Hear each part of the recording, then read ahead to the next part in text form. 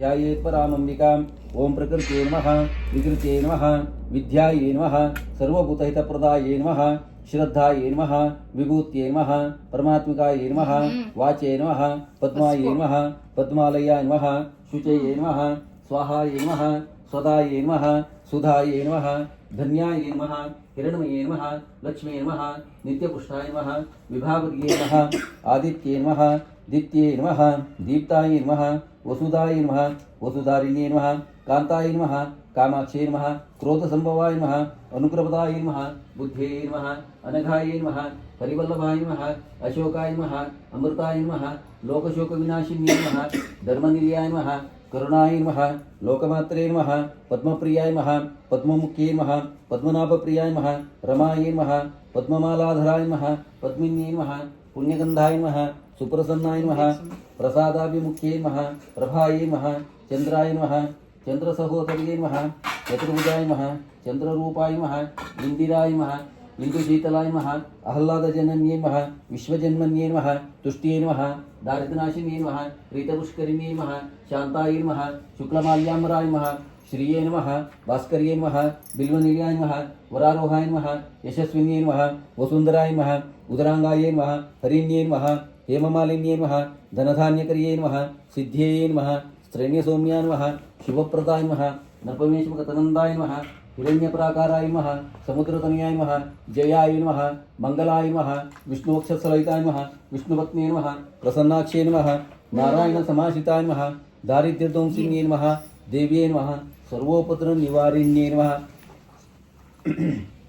त्रिकालज्ञानसम्पन्याय नमः भुवनेश्वर्ये नमः महालक्ष्मी अष्टोत्तरशतनाम कुङ्कुमार्चनाराधनं समर्पयामि। त्रिगुणात्मिका स्वरूपी श्री महाकाली महालक्ष्मी महासरस्वती स्वरूपदेवताभ्यो नमः।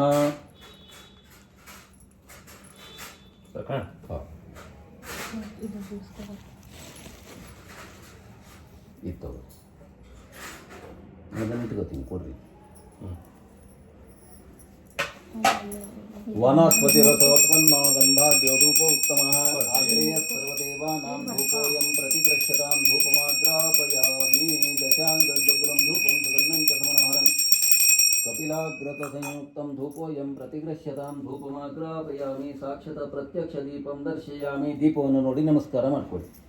ಓಂ अपवित्र पवित्रो वा सर्वावस्थाङ्गतोऽपि वा यस्मरेत् पुण्डरीकाक्षं सबाह्याभ्यन्तरशुचिः नैवेद्यार्थे पुरतस्थापिता नारकीरकण्ड विशेषसपातभक्षनैवेद्यं निवेदयामि स्वाहा।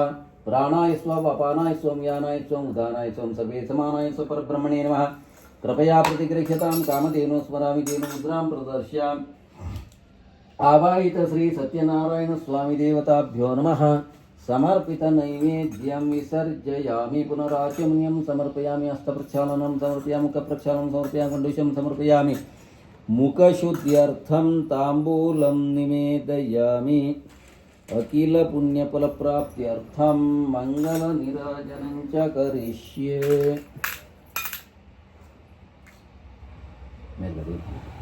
हिरण्यगर्भगर्भस्थं हेमबीजविभावसो अनंत पुण्यफलदमत शांतिं प्रयच्छने कर्पूरमंगलनिराजयिष्ये। ಈ ಕಾಯಿ ಹೊಡಿಲಿ ಅಂತ ಕೊಡ್ತೀರಾ ನನಗೆ ಮುಚ್ಚಿಗಿಚ್ಚ ಆಯ್ತಾ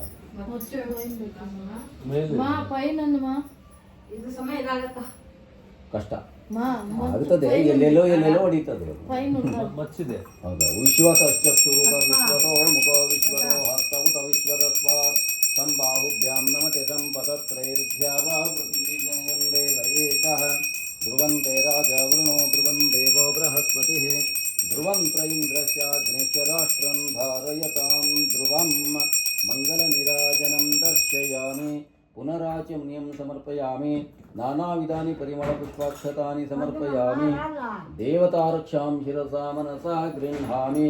श्रीमद्रमारमण गोविंद गोविंद लक्ष्मी वेंकटेश्वर पादार गोविंद गोविंद।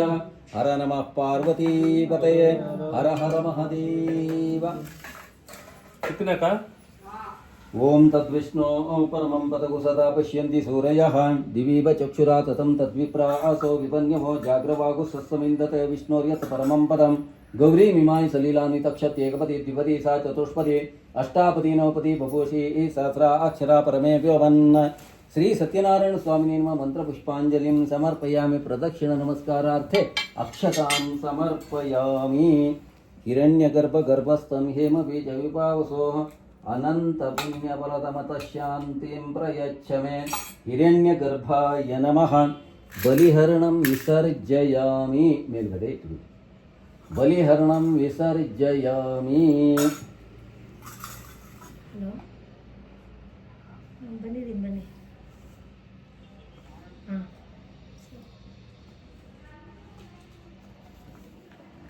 ಒಂದು ಹೂವು ಹಾಕಿ ನಮಸ್ಕಾರ ಮಾಡಿಕೊಂಡು ಹೂವು ಕೊಡ್ತೀನಿ. ಸರಸ್ವತಿ ನಮಸ್ತುಭ್ಯಂ ವರದೆ ಕಾಮರೂಪಿಣಿ. ಕಥಾರಂಭಂ ಕರಿಷ್ಯಾಮಿ. ಸಿದ್ಧಿರ್ಭವತು ಮೇ ಸದಾ. ಸರಸ್ವತ್ಯೈ ನಮಃ. ವಾಗ್ದೇವ್ಯೈ ನಮಃ. ಇಟ್ಬಿಡಿ. ನಮಸ್ಕಾರ ಮಾಡ್ಕೊಳ್ಳಿ. ಹಾಗೆಯೇ ಇವತ್ತಿನ ದಿವಸ ಪೌರ್ಣಿಮೆಯ ದಿನದಂದು ಆ ಭಗವಂತನನ್ನು ಆರಾಧಿಸಬೇಕು ಎನ್ನುವಂತಹ ಸಂಕಲ್ಪವನ್ನು, ಇಚ್ಛೆಯನ್ನು ಇಟ್ಟುಕೊಂಡು ಈ ಪೌರ್ಣಿಮೆಯ ದಿವಸ ಬ್ರಾಹ್ಮಣರ ಕರೆದು ಸತ್ಯನಾರಾಯಣ ಸ್ವಾಮಿ ಪೂಜೆಯನ್ನು ಮಾಡಿಸ್ತಾ ಇದ್ದೀರಾ. ಅದೇ ರೀತಿಯಾಗಿ ಸಂಸ್ಕಾರದಲ್ಲಿ ಮತ್ತು ನಮ್ಮ ಸಂಸ್ಕೃತಿಯಲ್ಲಿ, ಸಂಸ್ಕಾರ ಮತ್ತು ಸಂಸ್ಕೃತಿಯಲ್ಲಿ ಯಾವುದೇ ಒಂದು ವ್ರತ ಆಚರಣೆಯನ್ನು ಮಾಡಿದರೂ ಕೂಡ ಆ ಭಗವಂತನನ್ನು ಹಾಡಿ ಹೊಗಳಬೇಕು ಅಂತೇಳಿ ಹೇಳ್ತದೆ ನಮ್ಮ ಶಾಸ್ತ್ರ.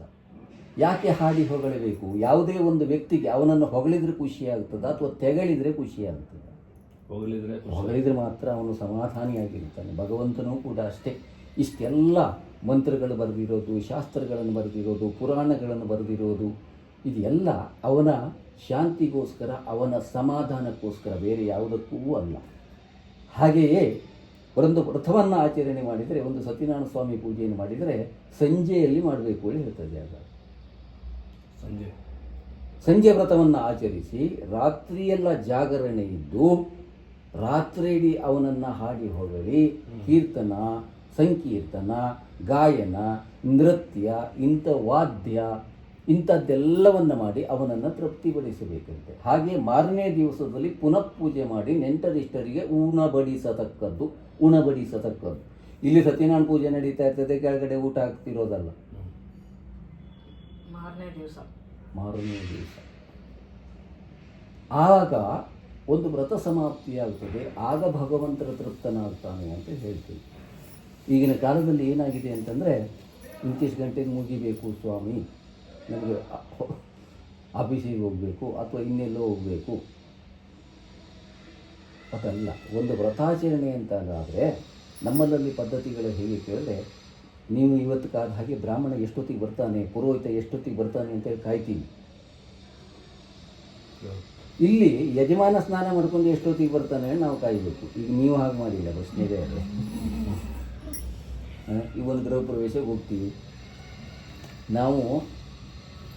4 ಗಂಟೆಗೂ 5 ಗಂಟೆಗೂ ರೆಡಿ ಮಾಡಿ ಹೋಗಿರ್ತೀವಿ. ಸಂಜೆ 7 ಗಂಟೆಗಾರು ಪೂಜೆ ಸ್ಟಾರ್ಟ್ ಮಾಡೋಣ. ಆ ಯಜಮಾನೇ ಬಂದಿಲ್ಲ. ಈ ಯಜಮಾನ ಎಷ್ಟೊತ್ತಿಗೆ ಬರ್ತಾನಪ್ಪ ಅಂತ ನಾವು ಕಾಯಬೇಕು. ಹಾಗಾಗಬಾರ್ದು. ಯಾವತ್ತೂ ಒಂದು ಪೂಜೆಯಲ್ಲಿ ಎಲ್ಲ ತಯಾರಿ ಮಾಡಿಕೊಂಡು ನಾವು ಪೂಜೆ ಮಾಡಲಿಕ್ಕೆ ಟೈಮನ್ನು ನೋಡಬಾರದು. ಪೂಜೆ ಮಾಡಲಿಕ್ಕೆ ಸಮಯವೇ ಇಲ್ಲ. ಒಂದು ಬೆಳಿಗ್ಗೆ ಮಾಡುವುದು ದೇವತಾ ಪೂಜೆ, ಮಧ್ಯಾಹ್ನ ಮಾಡುವಂಥದ್ದು ಪಿತೃಗಳ ಪೂಜೆ, ಸಂಜೆ ಆಚರಣೆ ಮಾಡುವಂಥದ್ದು ಭೂತಗಳ ಆರಾಧನೆ ಅಂತೇಳಿ ಹೇಳಲ್ಪಟ್ಟಿದೆ. ಹಾಗಾಗಿ 10 ಗಂಟೆ ಒಳಗಡೆ ನಾವು ಎಷ್ಟೊತ್ತಿಗೂ ಪೂಜೆ ಸ್ಟಾರ್ಟ್ ಮಾಡ್ಬೋದು.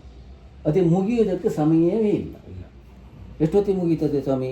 9 ರಿಂದ 10 ಗಂಟೆ ಮುಗಿಸ್ಬೇಕು ಅಂತ ಹೇಳಿದ್ದಾರೆ. ಯಾ ಪುರೋಹಿತ ಅವನ ಪಾದ ಇದ್ದರೆ ಜೆರಾಕ್ಸ್ ಮಾಡಿಕೊಡಿ, ನಾನು ಅವನು ಪೂಜೆ ಮಾಡ್ತೀನಿ ಅಂತೀನಿ. ಪೂಜೆ ಅವನ ಪೂಜೆ ಮಾಡುವವನ ಕೆಪಾಸಿಟಿ ಅದು. ಅವನಿಗೆ ಎಷ್ಟೊತ್ತು ಮಾಡ್ಬೋದು. ಅವನಿಗೆ ಇಂತಿಷ್ಟೇ ಹೊತ್ತಿಗೆ ನೀನು ಪೂಜೆ ಮುಗಿಸೋ ಗಡುವು ಹಾಕ್ಕೊಟ್ರೆ ಅವನು ಯಾಕೆ ಪೂಜೆ ಮಾಡ್ತಾನೆ ಅಲ್ವಾ?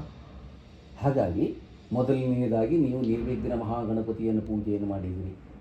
ನಿರ್ವಿಘ್ನ ಮಹಾಗಣಪತಿ ಪೂಜೆ ಯಾಕೆ ಮಾಡಬೇಕು? ನಾವು ಯಾವ ಪೂಜೆ ಮಾಡುವ ಮೊದಲು ಗಣಪತಿ ಪೂಜೆಯನ್ನು ಯಾಕೆ ಮಾಡಬೇಕು? ವಿಘ್ನಕರ್ತ, ವಿಘ್ನಹರ್ತ ಅಂತೇಳಿ 2 ಹೆಸರಿದೆ ಅವನಿಗೆ. ಅವನನ್ನು ಸೃಷ್ಟಿ ಮಾಡಿರುವುದೇ ಅದಕ್ಕೆ. ಯಾರು ಆ ಮಹಾಗಣಪತಿಯ ಆರಾಧನೆಯನ್ನು ಮಾಡೋದಿಲ್ವೋ ಅವರ ಕುಟುಂಬದಲ್ಲಿ ವಿಘ್ನ ಎನ್ನುವಂಥದ್ದೇ ಇರ್ತದಂತೆ. ಯಾರು ಅವನನ್ನು ಶ್ರದ್ಧಾ ಭಕ್ತಿಯಿಂದ ಪೂಜಿಸ್ತಾರೋ ಅವರ ಕುಟುಂಬದಲ್ಲಿ ನಿರ್ವಿಘ್ನತೆಯೇ ಕೂಡಿರ್ತದೆ. ವಿಘ್ನ ಎನ್ನುವಂಥದ್ದು ಬರೋದೇ ಇಲ್ಲ. ಯಾವುದೇ ಕೆಲಸಕ್ಕೆ ಕೈ ಹಾಕಲಿ ಆ ಕೆಲಸಗಳು ನಿರ್ವಿಘ್ನವಾಗಿ ನೆರವೇರ್ತದೆ ಅಂತೇಳಿ ಹೇಳ್ತಾರೆ. ಅದೇ ರೀತಿಯಾಗಿ ಮಹಾಗಣಪತಿ ಪೂಜೆಯನ್ನು ಮಾಡಿಕೊಂಡ್ರಿ, ಆಮೇಲೆ ನವಗ್ರಹ ಪೂಜೆಯನ್ನು ಮಾಡಿದ್ರಿ. ಎಲ್ಲರಿಗೂ ಸಾಮಾನ್ಯವಾಗಿ ನವಗ್ರಹ ನೋಡ್ರಿ, ಬೇರೆ ದೇವರುಗಳೇ ಇಲ್ಲ ಅನ್ನೋ ಮಟ್ಟಕ್ಕೆ ನವಗ್ರಹಗಳನ್ನು ಅಟ್ಟಕ್ಕೆ ಏರಿಸಿಟ್ಟಿದ್ದಾರೆ. ಅದರಲ್ಲೂ ಶನಿಮಾತ್ಮ ಅಂದ್ರೆ ಮುಗಿದೋಯ್ತು, ಮತ್ತೆ ಮುಗಿದೇ ಹೋಯ್ತು ಕತೆ, ಅವನು ಓಡೋದೆ. ಹಾಗಲ್ಲ, ಪ್ರಪಂಚದಲ್ಲಿ ಹಾಗಿಲ್ಲ. ನವಗ್ರಹ ಪೂಜೆ ಎನ್ನುವಂಥದ್ದೇ ಒಂದು ಪೂಜೆ ನಾವು ಬೆಂಗಳೂರಿಗೆ ಬಂದ ಮೇಲೆ ನೋಡಿದ್ವಿ. ಹಾಗಾದ್ರೆ ಹೇಗೆ ಅವ್ರು ಪೂಜೆ ಯಾವ ಪೂಜೆ ಮಾಡಿದ್ರು ಅವ್ರು ಬಿಡಂಗಿಲ್ಲ. ಯಾಕೆ? ಈಗ ನಾವು ಮಾಡಿದ ಪಾಪದ ಫಲವನ್ನು, ಪುಣ್ಯದ ಫಲವನ್ನು, ಅಥವಾ ನಾವು ಮಾಡುವ ಒಳ್ಳೆಯ ಕೆಲಸವನ್ನು ಅಥವಾ ಕೆಟ್ಟ ಕೆಲಸವನ್ನು ಭಗವಂತನಿಗೆ ಈ ಕಲಿಯುಗದಲ್ಲಿ ಮಾಹಿತಿ ಕೊಡೋರು ಯಾರು ಕೇಳಿದ್ರೆ ನವಗ್ರಹಗಳು. ನಮಗೂ ಮತ್ತು ದೇವರಿಗೆ ಸಂಕಲ್ಪ ಸೇತುವೆಯಾಗಿರುವರು ಯಾರು? ಈಗ ನವಗ್ರಹಗಳು. ಹಾಗಾಗಿ ನಾವು ಅವರನ್ನು ಬಿಡುವ ಹಾಗಿಲ್ಲ. ಯಾವುದೇ ಪೂಜೆ ಮಾಡಿದ್ರು ನಾವು ನವಗ್ರಹ ಇಟ್ಟುಕೊಂಡು ಮಾಡಬೇಕು. ಹಾಗಾಗಿ ಕಲಿಯುಗದಲ್ಲಿ ಒಂದು ಮಾತು ಹೇಳಿದ್ದಾನೆ ಭಗವಂತ, ನೀವು ಒಳ್ಳೇದು ಮಾಡಿರಿ, ಕೆಟ್ಟದ್ದು ಮಾಡಿರಿ, ಯುದ್ಧ ಮಾಡಿರಿ, ಬಾಂಬ್ ಹಾಕ್ರಿ, ನಾನು ಬರೋದಿಲ್ಲ. ನವಗ್ರಹಗಳೇ ನಮ್ಮನ್ನು ಈ ಸಂದರ್ಭದಲ್ಲಿ ಕಂಟ್ರೋಲ್ ಮಾಡುವವರು. ನಮ್ಮನ್ನು ಕಂಟ್ರೋಲ್ ಮಾಡೋರು ಯಾರು? ಪ್ರತಿ ದಿವಸ ಪ್ರತಿ ಕ್ಷಣ ನಮ್ಮಲ್ಲಿ ಕಂಟ್ರೋಲ್ ಮಾಡೋರು ಯಾರು ಕೇಳಿದ್ರೆ ನವಗ್ರಹಗಳು. ನಮ್ಮ ಹೆಜ್ಜೆಗೂ ನಮ್ಮನ್ನು ರಕ್ಷಣೆ ಮಾಡೋರು ಅಥವಾ ನಮ್ಮನ್ನು ತುಳಿಯೋರು ಯಾರು? ನವಗ್ರಹ ದೇವತೆಗಳು. ಹಾಗೆ ನಾವು ಪ್ರತಿನಿತ್ಯ ಏನೇನು ತಪ್ಪು ಮಾಡ್ತೀವಿ, ಏನೇನು ಒಳ್ಳೆ ಕೆಲಸ ಮಾಡ್ತೀವಿ ನೋಡೋರು ಯಾರು? ನವಗ್ರಹಗಳು. ಹೆಜ್ಜೆಗೂ ನಮ್ಮನ್ನು ವೀಕ್ಷಣೆ ಮಾಡ್ತಾ ಇರ್ತಾರಂತೆ. ಅದಕ್ಕೆ ನಾಗ ಸಂಕುಲಗಳನ್ನು ಇಟ್ಟಿದ್ದಾನೆ ಭಗವಂತ. ಹಾಗಾಗಿ ವರ್ಷಕ್ಕೊಂದ್ಸಲ ಅದು ನಾಗರ ಪೂಜೆ ಮಾಡ್ಕೋಬೇಕು, ಇಲ್ಲಾಂದರೆ ನಾಗರ ದೋಷ ಬರ್ತದೆ ಅಂತ ಹೇಳೋದು. ಎಷ್ಟೋ ಜನ ನನ್ನ ಹತ್ರ ಪ್ರಶ್ನೆ ಮಾಡಿದವರಿದ್ದಾರೆ, ಫಾರಿನಲ್ಲಿ ಯಾರು ನಾಗರ ಪೂಜೆ ಮಾಡ್ತಾರೆ? ಅವ್ರ ಪರಿಸ್ಥಿತಿ ನಮಗಿದೆಯಾ ಇವತ್ತು? ಅವರಿಗಿರೋಷ್ಟು ಸ್ಕಿನ್ ಪ್ರಾಬ್ಲಮ್ ನಮ್ಮ ಭಾರತ ದೇಶದಲ್ಲಿ ಇದೆಯಾ? ಇಲ್ಲ, ಖಂಡಿತ ಇಲ್ಲ. ನೆನಪಿಟ್ಕೊಳ್ಳಿ ಯಾವತ್ತೂ.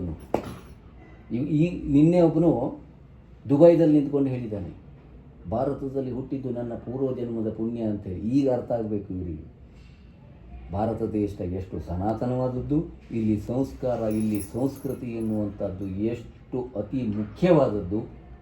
ಇಡೀ ಹೊರ ಪ್ರಪಂಚದವರಿಗೆ ಇನ್ನು ಕೆಲವೇ ದಿವಸಗಳಲ್ಲಿ ಗೊತ್ತಾಗ್ತದೆ ಭಾರತದ ಮಹತ್ವ ಏನು ಅಂತೇಳಿ, ಅಲ್ವಾ? ಹಾಗೆ ನಮ್ಮವ್ರಿಗೆ ಗೊತ್ತಾಗ್ತಾ ಇಲ್ಲ. ನಾವಿನ್ನು ಹುಟ್ಟುಹಬ್ಬ ಆಚರಣೆ ಮಾಡೋದ್ರಲ್ಲೇ ಇದ್ದೀವಿ, ವೆಡ್ಡಿಂಗ್ ಆ್ಯನಿವರ್ಸರಿಯಲ್ಲೇ ಇದ್ದೀವಿ ಇನ್ನೊಂದು. ನಾನು ಈ ಸತ್ಯನಾರಾಯಣ ಸ್ವಾಮಿ ಪೂಜೆಯಲ್ಲಿ ಹೇಳಬಾರ್ದು, ಬೇಡದೆ ಹೋದದಕ್ಕೆ ಬೇಜಾನ್ ಖರ್ಚು ಮಾಡಬೇಕಾದ ಖರ್ಚಿಗೆ ಯಾರು ಖರ್ಚು ಮಾಡದೇ ಇರುವಂಥ ಪರಿಸ್ಥಿತಿ ನಿರ್ಮಾಣ ಆಗಿದೆ. ಒಂದು ತಂದೆ ತಾಯಿ ಕಾರ್ಯ ಮಾಡೋದ್ರಲ್ಲಿ ಯಾರಿಗೂ ಆಸಕ್ತಿ ಇಲ್ಲ. ಅದೇ ವೆಡ್ಡಿಂಗ್ ಆ್ಯನಿವರ್ಸರಿ ಹೆಂಡತಿಗೆ ಬೇಜಾರಾಗ್ತದೆ ಹೇಳ್ತೀವಿ, ವೆಡ್ಡಿಂಗ್ ಆ್ಯನಿವರ್ಸರಿ ಮಾಡೋದು ಯೋಚನೆ ಬೇಕು. ನಾನು ಹೇಳಬಾರ್ದು, ಹೇಳಿದ್ರು ತಪ್ಪಾಗ್ತದೆ. ಈ ಬ್ರಾಹ್ಮಣನಿಗೆ ಈ ವಿಚಾರ ಯಾಕೆ ಬೇಕು ಅನ್ನೋದಾಗ್ತದೆ. ನಮ್ಮಲ್ಲಿ ನಾವು ಒಂದು ಮದುವೆಯನ್ನು ಒಂದು ದೇವಸ್ಥಾನದಲ್ಲಿ ಹೋಗಿ ಸಿಂಪಲ್ ಆಗಿ ತಾಳಿ ಕಟ್ಸ್ಕೊಂಡ್ಬರ್ಬೋದು, ಆದರೆ ತಂದೆ ತಾಯಿ ಕಾರ್ಯವನ್ನು ಹಾಗೆ ಮಾಡಲ್ಲ. ನಾವು ಲಕ್ಷಾಂತರ ರೂಪಾಯಿ ಖರ್ಚು ಮಾಡ್ತೀವಿ. ನಾವು ಅದಕ್ಕೆ ಹೀಗೆ ಬದುಕಿರ್ತೀವಿ. ನಮ್ಮ ಹತ್ರ ಏನಿಲ್ಲ ಸ್ವಾಮಿ, ಸಿಂಪಲ್ಲಾಗಿ ಪೂಜೆಗಳನ್ನು ಸಿಂಪಲ್ಲಾಗಿ ಮಾಡೋದು ಹೇಗೆ, ಗ್ರ್ಯಾಂಡಾಗಿ ಮಾಡೋದು ಹೇಗೆ? ಮಾರ್ಕೆಟ್ನಿಂದ ಹೂವು ತಂದಾಕಿದ್ರೆ ಗ್ರ್ಯಾಂಡ, ವಿಡಿಯೋ ಶೂಟಿಂಗ್ ಮಾಡಿದ್ರೆ ಗ್ರ್ಯಾಂಡ. ನಮ್ಮಲ್ಲಿ ಗ್ರ್ಯಾಂಡು ಅಂತಂದರೆ ಯಥೇಚ್ಛವಾಗಿ ಬ್ರಾಹ್ಮಣರಿಗೆ ದಾನ ಕೊಟ್ಟರೆ ಚೆನ್ನಾಗಿ ಕಾರ್ಯಕ್ರಮ ಮಾಡಿದ್ದಾನೆ ಅಂತ, ಇಷ್ಟೇ ಗ್ರ್ಯಾಂಡು. ಮತ್ತೆ ಅಲ್ಲ, ನೀನು ಎಷ್ಟು ರೀತಿಯ ಖಾದ್ಯ ಮಾಡಿದ್ದೀಯಾ, ಎಷ್ಟು ರೀತಿಯ ಪಲ್ಯ ಮಾಡಿದ್ದೀಯಾ, ಎಷ್ಟು ರೀತಿಯ ಸಾಂಬಾರು ಮಾಡಿದ್ದೀಯಾ, ಇದೆಲ್ಲ ನಮ್ಮಲ್ಲಿ ಕೇಳೋದು. ಎಷ್ಟು ಲಕ್ಷ ರೂಪಾಯಿ ದಾನಕ್ಕೆ ಖರ್ಚು ಮಾಡಿದ್ದಾನೆ, ಏನೇನು ಕೊಟ್ಟಿದ್ದಾನೆ ದಾನಕ್ಕೆ, ಇದು ಪ್ರಮುಖ ಆಗ್ತದೆ. ಬಿಟ್ಟರೆ ಮಾಡಿದ ಪದಾರ್ಥಗಳಲ್ಲ, ಮಾಡಿದಂತಹ ಅಲಂಕಾರ ಅಲ್ಲ. ಹಾಗಾಗಿ ಇವತ್ತಿನ ದಿವಸ ಸತ್ಯನಾರಾಯಣ ಸ್ವಾಮಿ ವ್ರತವನ್ನು ಕೇಳಬೇಕು. ನೀವು ಉತ್ಸುಕರಾಗಿದ್ದೀರಿ. ಈ ಭಟ್ರಿಗೆ ಏನೇನೋ ಮಾತಾಡ್ತಾ ಇದ್ದಾರೆ, ಆದರೆ ಸ್ವಲ್ಪ ತಿಳುವಳಿಕೆ ಎನ್ನುವಂಥದ್ದು ಬರಬೇಕು. ಯಾಕೆ ಪೂಜೆ ಮಾಡ್ತೀವಿ ನಾವು, ಯಾರನ್ನು ಯಾಕೆ ಪೂಜೆ ಮಾಡಬೇಕು? ಸತ್ಯನಾರಾಯಣ ಸ್ವಾಮಿ ಪೂಜೆ ಎನ್ನುವಂಥದ್ದು ಕಲಿಯುಗದಲ್ಲಿ ಕಾಮಧೇನು ಕಲ್ಪವೃಕ್ಷಕ್ಕೆ ಸಮಾನವಾದದ್ದು ಅಂತ ಹೇಳ್ತಾರೆ. ತೆಂಗಿನ ಮರದ ಪ್ರತಿಯೊಂದು ವಸ್ತುಗಳು ನಮ್ಮ ಜೀವನದ ಉಪಯೋಗಕ್ಕೆ ಬರ್ತದಂತೆ. ಹಾಗೆ ಹಸುವಿನಿಂದ ಬರುವಂಥ ಪ್ರತಿಯೊಂದು ವಸ್ತುಗಳು ಕೂಡ ನಮಗೆ ಅತಿ ಉಪಯುಕ್ತವಾದಂತಹ ವಸ್ತುಗಳಾಗಿದ್ದಾವೆ. ಹಾಗಾಗಿ ಸತ್ಯನಾರಾಯಣ ಸ್ವಾಮಿ ಕಥೆಗೂ ಕಾಮಧೇನು ಮತ್ತು ಕಲ್ಪವೃಕ್ಷಕ್ಕೂ ಸಮಾನವಾದ ಹೊಂದಾಣಿಕೆಯನ್ನು ಮಾಡಿದ್ದಾರೆ. ಅದೇ ರೀತಿಯಾಗಿ ಇವತ್ತಿನ ದಿವಸ ನೈಮಿಷಾರಣ್ಯ ಎನ್ನುವಂಥ ಅರಣ್ಯದಲ್ಲಿ ಶೌನಕಾದಿ ಮಹಾಮುನಿಗಳು ತಪಸ್ಸನ್ನು ಆಚರಿಸುತ್ತಿದ್ದಾರೆ. ಇಲ್ಲಿ ಒಂದು ವಿಶೇಷ ಅನ್ನಿಸ್ಬೋದು ನಿಮಗೆ. ನೈಮಿಷಾರಣ್ಯ ಅರಣ್ಯ ಅನ್ನುವಂಥದ್ದು ಎಲ್ಲಿದೆ? ಅದೇ ಯಾಕೆ ಪ್ರಚಲಿತದಲ್ಲಿ ಬಂತು? ಶೌನಕಾದಿ ಮಹಾಮುನಿಗಳು, ಸಪ್ತ ಋಷಿಗಳು ಬ್ರಹ್ಮನಿದ್ದಲ್ಲಿ ಹೋಗಿ ಕೇಳಿದ್ರಂತೆ, ಪ್ರಪಂಚದಲ್ಲಿ ಉತ್ತಮವಾದಂತಹ ತಪಸ್ಸನ್ನು ಆಚರಿಸಲಿರೋಕ್ಕೆ ಯೋಗ್ಯವಾದ ಸ್ಥಳ ಯಾವುದು ಅಂಥೇಳಿ. ಆಗ ಬ್ರಹ್ಮ ಹೇಳಿದ್ದು ನೈಮಿಷಾರಣ್ಯ ಎನ್ನುವಂಥ ಅರಣ್ಯ ಇದೆ, ಅಲ್ಲಿ ಹೋಗಿ ನೀವು ತಪಸ್ಸನ್ನು ಆಚರಿಸಿ. ಹಾಗಾದ್ರೆ ಅವರು ತಪಸ್ಸನ್ನು ಯಾಕೆ ಆಚರಿಸ್ತಾ ಇದ್ರು? ಅವರಿಗೊಂದೇ ಅಲ್ಲ, ಪ್ರಪಂಚದ ಒಳಿತಿಗಾಗಿ. ಈ ಪ್ರಪಂಚ ಬ್ರಹ್ಮಾಂಡ ಎನ್ನುವಂತಹದ್ದು ಸುಭಿಕ್ಷವಾಗಿರಬೇಕು ಅವರು ತಪಸ್ಸನ್ನು ಮಾಡ್ತಿದ್ರು, ವೈಯಕ್ತಿಕವಾಗಿ ಅಲ್ಲ. ಹಾಗೆ ನೈಮಿಷಾರಣ್ಯದಲ್ಲಿ ತಪಸ್ಸನ್ನು ಆಚರಿಸುತ್ತಿರುವಂತಹ ಸಂದರ್ಭದಲ್ಲಿ ಸೂತ ಪುರಾಣಿಕರು ಎನ್ನುವಂಥ ಒಬ್ಬ ಪುರಾಣಿಕರು ಇದರ ಅನ್ವರ್ಥಕ ನಾಮ ಏನು ಕೇಳಿದ್ರೆ, ಸಕಲ ಶಾಸ್ತ್ರವನ್ನು ತಿಳಿದವರು, ಇನ್ನೊಬ್ಬರಿಗೆ ಸವಿಸ್ತಾರವಾದ ಹಿಂದಿನ ಪುರಾಣದ ಕಥೆಗಳನ್ನು ಹೇಳುವವರಿಗೆ ಪುರಾಣಿಕರು ಎನ್ನುವಂಥದ್ದು ಅನ್ವರ್ಥಕ ನಾಮ. ಈ ಗೋಕರ್ಣದಲ್ಲಿ ಹೋದ್ರೆ ಮಾತ್ರ ಇದ್ದಾರೆ ಅವರು ಪುರಾಣಿಕರು ಅಲ್ಲ, ಅದಕ್ಕೆ ತಕ್ಕ ಹೆಸರಿಗೆ ತಕ್ಕ ಇದ್ದಾರೆ. ಮತ್ತು ಅವರು ಈಗಲೂ ಇದ್ದಾರೆ. ಅಲ್ಲಿ ಓದದಿದ್ದವರಿಗೆಲ್ಲ ಪುರಾಣಿಕರು ಅಂತೇಳಿ ಹೇಳಲ್ಲ. ಕನಿಷ್ಠ ಪಕ್ಷ ಅವರು ಜೀವನದಲ್ಲಿ ಒಂದು 20 ವರ್ಷ ತಪಸ್ಸು ಮಾಡಿರಬೇಕು ಅವರು. ಯಾವ ಇಂಜಿನಿಯರಿಂಗ್ ಅಲ್ಲ, ಯಾವ ಡಾಕ್ಟರೇಟು ಅಲ್ಲ, ಯಾವ MBBS ಅಲ್ಲ. ಅವ್ರ ಮುಂದೆ ಎಷ್ಟು ವರ್ಷ? 20. ಕನಿಷ್ಠ ಪಕ್ಷ 20 ವರ್ಷ ಅವರು ಓದಬೇಕು. ಓದಿದ್ದು ಒಂದೇ ಅಲ್ಲ, ಇಲ್ಲಿ ಇಟ್ಕೋಬೇಕು. ಕಂಪ್ಯೂಟರ್ಲಿ ಇದ್ದಾಗಲ್ಲ. ಈಗ ನಾನೊಬ್ಬ ಜ್ಯೋತಿಷಿ, ನೀವು ಬಂದು ಕೇಳಿದಾಗ ನಾನು ನಾಳೆ ಬರ್ರಿ ಕಂಪ್ಯೂಟರ್ನಲ್ಲಿ ಇದೆ ಎಲ್ಲ ನೋಡಿಬಿಟ್ಟು ಹೇಳ್ತೀನಿ, ಅದು ಕೇಳ್ತೀರಾ? ಮಾಡೋ ಕೆಲಸ ಇಲ್ಲ, ಇದು ಜ್ಯೋತಿಷಿಗೆ ಹೇಳ್ತೀರೋ ಇಲ್ಲ. ಹಾಗೆ ಬರೀ ಒಂದು ಜ್ಯೋತಿಷ್ಯಕ್ಕೆ ಒಬ್ಬರೇ ಬರೆದಿದ್ದು 40,000 ಶ್ಲೋಕ ಇದೆ. ಎಲ್ಲಿ ಇಟ್ಕೋಬೇಕು? ಈಗ ಎಷ್ಟು ಮೇಡಮ್? 40,000 ಶ್ಲೋಕ. ಬರೀ ಒಬ್ಬರು ಬರೆದು ನಾರದೀಯ ಸಂಹಿತೆಯಲ್ಲಿ ಬರೀ ಜ್ಯೋತಿಷ್ಯಕ್ಕೆ 40,000 ಶ್ಲೋಕ ಬರೆದಿದೆ. ಅಂಥವ್ರು 400 ಜನ ಬರೆದಿದ್ದ. 1,00,000 ಮಂತ್ರ ಇದೆ. ಬರೀ ನೀವು ಯಾವಾಗ ಸತ್ಯನಾರಾಯಣ ಕಥೆ ಪೂಜೆ ಮಾಡಬೇಕು, ಯಾವಾಗ ಮದುವೆ ಮಾಡಬೇಕು, ಯಾವಾಗ ಉಪನಯನ ಮಾಡಬೇಕು, ಯಾವಾಗ ಗಣವನ ಮಾಡಬೇಕು, ಯಾವಾಗ ಸುದರ್ಶನ ಹೋಮ ಮಾಡಬೇಕು ಅನ್ನೋದಕ್ಕೆ 25,000 ಶ್ಲೋಕಗಳು. ಯಾವಾಗ ಮನೆ ಕಟ್ಟಬೇಕು, ಬಾಗಿಲು ಯಾವಾಗ ಇಡಬೇಕು, ಗೃಹ ಪ್ರವೇಶ ಯಾವಾಗ ಮಾಡಬೇಕು, ಇದೆ. ಎಲ್ಲಿ ಇಟ್ಕೊಳ್ಳೋಣ ಇಟ್ಟು ಸಣ್ಣ ತಲೆ ಬಿಡೋವರೆಗೆ? ಇದು ಬ್ರಾಹ್ಮಣರ ಹಣೆ ಬರ. ಹಾಗಾಗಿ ನಿಮಗೇನು ಅನ್ನಿಸ್ತದೆ? ಒಬ್ಬೊಬ್ಬರು ಒಂದೊಂದು ಥರ ಹೇಳ್ತಾರೆ ಜ್ಯೋತಿಷ್ಯದಲ್ಲಿ, ಒಬ್ಬೊಬ್ಬರು ಒಂದೊಂದು ಥರ ಶಾಸ್ತ್ರ ಹೇಳ್ತಾರೆ, ಒಬ್ಬನು ಸರಿಯಾಗಿ ಓದ್ದವ್ರು ಇಲ್ಲ. That is problem. ಯಾವ ಜ್ಯೋತಿಷಿ ಆಗಲಿ, ಯಾವ ಪುರೋಹಿತನಾಗಲಿ ನಾನು ಸಂಪೂರ್ಣವಾಗಿದ್ದೇನೆ ಎನ್ನುವಂಥ ಹೇಳುವಂಥ ಪುರೋಹಿತ ಅಥವಾ ಜ್ಯೋತಿಷಿ ಈಗ ಪ್ರಪಂಚದಲ್ಲಿ ಇಲ್ಲ. ನಿಮಗೂ ಒಳ್ಳೆಯದಾಗೋ ಯೋಗ ಬಂದರೆ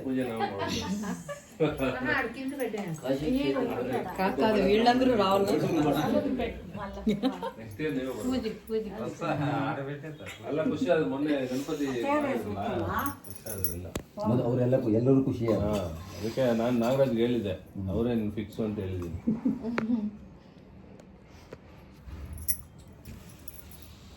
ವನಸ್ಪತಿ ಇದನ್ನೇ ಯಾಕೆ ಕೊಡ್ತಾ ಇದ್ದೀನಿ ಅಂತಂದರೆ, ಎಲ್ರಿಗೂ ಅಲರ್ಜಿ ಪ್ರಾಬ್ಲಮ್ ಅದು ಇದು ಇರ್ತದೆ, ಇದೇ ಸಾಕು ಅಂತೇಳಿ.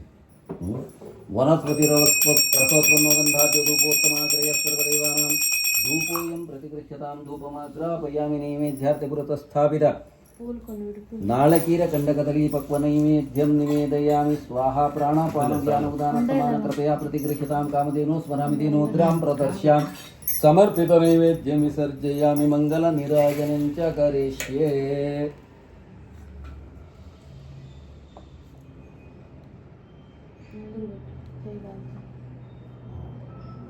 ವಿಶ್ವತಶ್ಚಕ್ಷುರುತ ವಿಶ್ವತೋ ಮುಖೋ ವಿಶ್ವತೋ ಹಸ್ತೌತ ವಿಶ್ವತಸ್ಪಾತ್ ಸಂಬಾಹುಭ್ಯಾಂ ನಮತೆ ಸಂಪದತ್ರೈರ್ಭ್ಯಾವಾ ಪ್ರತಿವೇದನಯಂ ದೇವೈಕಃ ಮಂಗಲ ನಿರಾಜನಂ ದರ್ಶಯಾಮಿ ಪುನರಾಚಮನಿಂ ಸಮರ್ಪಯಾಮಿ ನಾನಾ ವಿಧಾನಿ ಪರಿಮಳ ಪುಷ್ಪಾಕ್ಷತಾನಿ ಸಮರ್ಪಯಾಮಿ. ಶ್ರೀಮದ್ರಮಾರಮಣ ಗೋವಿಂದ ಗೋವಿಂದ, ಲಕ್ಷ್ಮೀ ವೆಂಕಟೇಶ್ವರ ಪಾದಾರ ಗೋವಿಂದ ಗೋವಿಂದ.